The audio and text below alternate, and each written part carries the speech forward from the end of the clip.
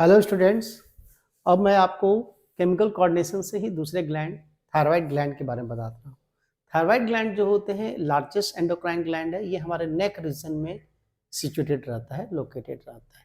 देखिए ये कहाँ रहता है, देखिए हमारा अगर हम लोग थायराइड ग्लैंड की बात करेंगे, ये हमारा इस तरह से है, इस तरह से, ये इस तरह का, ये आपका, ये जो है आपका लैरिंग्स है और ये है ट्रैकिया। ट्रैकिया के ऊपर ही क्या करते हैं, ये जो ग्लैंड्स है आपका, ये इस तरह का बटरफ्लाई शेप्ड में, कैसा है, बटरफ्लाई शेप्ड में ये ग्लैंड्स है, कैसा है, इस तरह का ग्लैंड्स, बटरफ्लाई शेप में ही ये ग्लैंड्स होते हैं। ये है, ये आपके थायराइड ग्लैंड, इसका नाम देंगे थायराइड, थायराइड ग्लैंड। अब देखिए थायराइड ग्लैंड है, ये एक तरह का बाइलोब्ड ग्लैंड है, कैसा है, बाइलोब्ड, बाइलोब्ड ग्लैंड, ठीक है। बोथ लोब, एक तरह से lobe connected with a band called isthmus, isthmus मस। देखिए ये isthmus बैंड से रहते हैं, यहाँ पे ये isthmus रहते हैं, ठीक है, isthmus। अब ये जो ग्लैंड्स हैं आपका ट्रैकिया के ऊपर, आइदर साइड ऑफ लैरिंक्स के बीच में ये ग्लैंड आपके पाए जाते हैं। और ये जो दोनों लोब्स होते हैं, ये करते हैं कंटेन थायरोफॉलिकल्स, क्या करते हैं, कंटेन थायरोफॉलिकल्स। अगर हम लोग यहाँ से इसको कट करके देखेंगे तो इस तरह से आपके, ठीक है, अगर हम लोग इस तरह से बनाते हैं तो इस तरह से फॉलिकल्स नजर आते हैं, और ये फॉलिकल्स होते हैं कोवाइडल एपिथेलियम का सेल्स होते हैं। ये आपके देखे जाए तो ये फायरोथैलिकल्स, और ये फायरोथैलिकल्स में जो है इसी को बोलते हैं थायरोफॉलिकल्स, थायरोफॉलिकल्स। और ये थायरोफॉलिकल्स में क्या है, सभी जो है इसमें कौन सा हार्मोन है, थायरो हार्मोन, कौन सा हार्मोन है, थायरो हार्मोन। देखिए ये थायरो हार्मोन्स है, सबसे बड़ा होने के बावजूद भी, तो ये आपके थायरोफॉलिकल्स में थायरो हार्मोन। अब ये जो क्या करते हैं कि ये सिक्रीट्स क्या करते हैं, थायरो हार्मोन सिक्रीट्स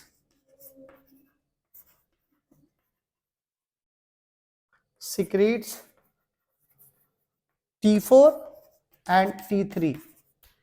T4 और T3 में है कि जो आयोडीन कंटेनिंग हार्मोन है, इसमें अमीनो एसिड डेरिवेटिव होते हैं, ठीक है, टायरोसिन, एक टायरोसिन जो होते हैं अमीनो एसिड होते हैं, और इसमें आयोडीन कनेक्टेड रहता है, क्या रहता है, आयोडीन कनेक्ट रहता है। तो T3 में 4 आयोडीन T3 में, इसलिए T4 को बोलते हैं, T4 को बोलते हैं टेट्रा आइडो टायरोसिन सीन, और T4 को बोलते हैं, T3 को बोलते हैं ट्राई, 3 आयोडीन रहता है, ट्राई आइडो टायरोसिन सीन। इसको थायरॉक्सिन भी बोलते हैं, थायरॉक्सिन, थायरॉक्सिन T3 T4 होते हैं। इस तरह से आपके हमने डायग्राम भी बनाया, अंदर दिखाया हार्मोन्स होते हैं। अब क्या करते हैं कि इसके जो आपके फंक्शन में क्या है, BMR control, basic metabolic rate, BMR control करता है पूरे जो मेटाबॉलिज्म होते हैं उसको। दूसरा मेटामॉर्फोसिस, हार्ट बीट कंट्रोल। चौथा जो आपके होते हैं renal reabsorption control, reabsorption control, ठीक है। इस तरह से आपके यहाँ पे कंट्रोल, ये आपके फंक्शन होते हैं इस तरह से थायराइड ग्लैंड के। तो थायराइड ग्लैंड से जो T3 जो निकलते हैं, साथ में एक और हार्मोन निकलता है जो जिसको बोलते हैं थायरोकैल्सिटोनिन।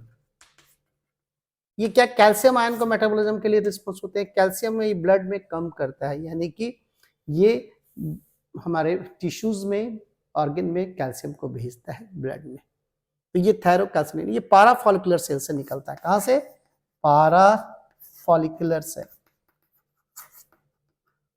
थायराइड सेल्स रहते हैं। तो ये आपके यहाँ पे हमने इसके बारे में बताया। इसके अब हम लोग जानते हैं इसका अंडर सिक्रेशन और ओवर सिक्रेशन। अंडर सिक्रेशन और ओवर सिक्रेशन से आपके यहाँ पे ग्लैंड्स होते हैं। देखिए इसके अंडर सिक्रेशन से, ठीक है, अंडर सिक्रेशन समझ रहे हैं आप लोग? अंडर सिक्रेशन से अंडर सिक्रेशन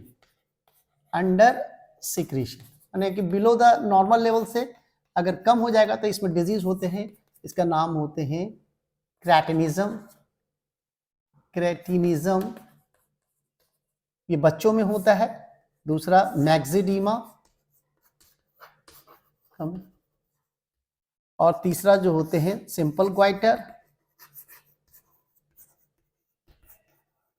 और चौथा होते हैं हैशीमोटो डिजीज।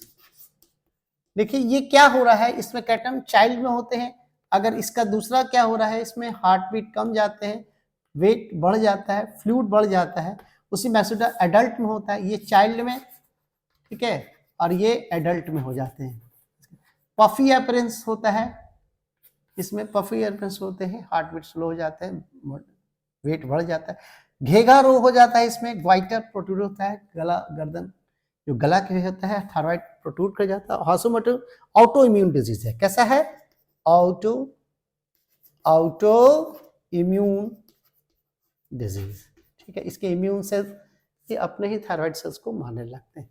और इसका ओवर सिक्रेशन में जो आता है, ओवर सिक्रेशन में आता है, उसका नाम है, उस डिजीज का नाम है, क्या नाम है? Graves disease. और इसको बोलते हैं, इसको एक्सोप्थैल्मिक ग्वाइटर। क्या नाम है? Exophthalmic goitre. अब देखिए इसमें क्या हो रहा है, ये इसमें आई प्रोट्रूडेड हो जाता है, निकल जाता है, हार्ट बीट बढ़ जाता है, वेट कम जाता है, और ये सब आपके इसमें ऐसे होते हैं, और धड़कन बढ़ा रहता है। तो ये आपके ग्रेव्स डिजीज होते हैं। यहाँ पे मैक्सिडिमा को गर्ल डिजीज भी बोलते हैं, गर्ल डिजीज दूसरा नाम है बोलेंगे, ठीक है। ये सब आपके यहाँ।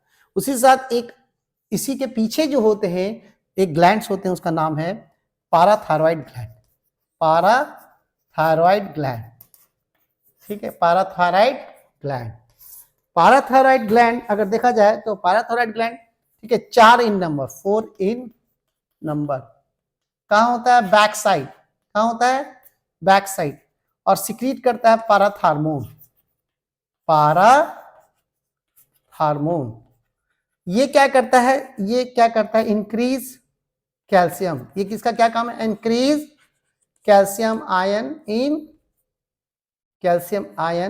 इन ब्लड, यानी कि बोन से, किडनी से, ये इंटेस्टाइन से कैल्शियम को ज्यादा मात्रा में एब्जॉर्ब करता है और ब्लड में बढ़ाता है। तो ये एंटागोनिस्ट काम करता है, अपोजिट काम करता है थायरोकैल्सिटोनिन। थायराइड ग्लैंड से निकलता है, और पाराथायरॉइड से पाराथार्मोन निकलता है, ठीक है। तो पाराथार्मोन में जो है आपका कैल्शियम को बढ़ा देता है, वो घटा देता है। ये आपके ऐसे से पूरे हुए, ठीक है, यहीं तक रखते हैं। ओके, चलिए आप, थैंक यू।